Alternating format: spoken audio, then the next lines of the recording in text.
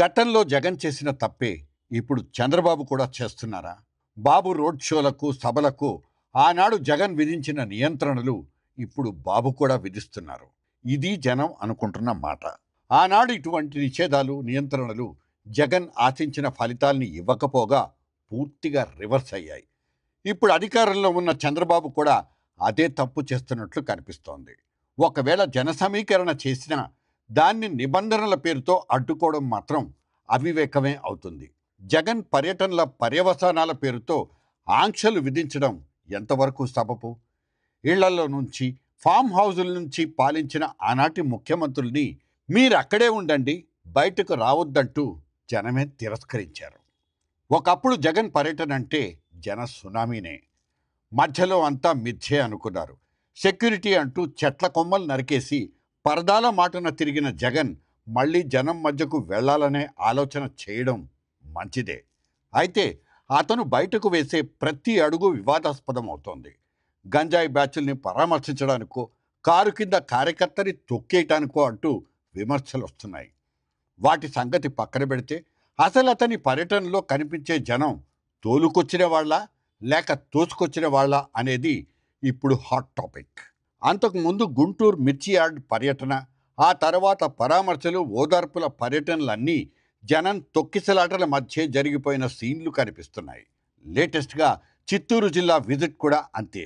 ఒక పక్క అతని పర్యటనల మీద పోలీసులు విధించిన ఆంక్షలు, జనం పరిమితులు వగైరాలు ఉన్న తర్వాత కూడా జనం అక్కడకు చేరుకున్నారంటే దాని అర్థం ఏమై ఉంటుంది? ఎన్నికలకు ముందు జగన్ పెట్టిన సభల్లో జనం లేక ఖాళీ కుర్చీలు వెక్కిరించిన సీన్లు చాలా చోట్లే కనిపించాయి. ఇప్పుడు సీన్ మారిందా? జగన్ మాట్లాడేటప్పుడు మామూలుగా వినిపించే విజిల్స్, కొట్టే చప్పట్లు ఇప్పుడు అదే స్థాయిలో లేకపోవచ్చు. జగన్ మాటల్లో పెద్ద కంటెంట్ ఉండకపోవచ్చు, అతని మాటల్లో న్యూస్ లేకపోవచ్చు, కానీ పర్యటనల్లో మాత్రం న్యూస్ కనిపిస్తోంది. ఆ తేడాను గమనించాల్సి ఉంటుంది. జగన్ పర్యటన అనగానే కళ్ళు పెద్దవి చూడాల్సిన పరిస్థితి.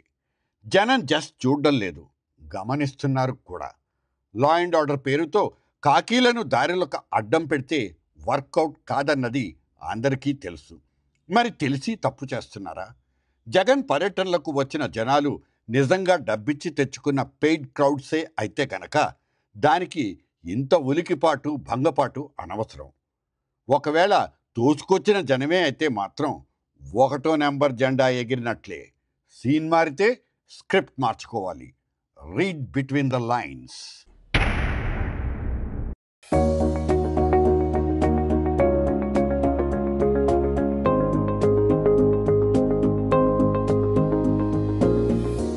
జర్నలిస్ట్ డైరీ ఛానల్ని సబ్స్క్రైబ్ చేయండి.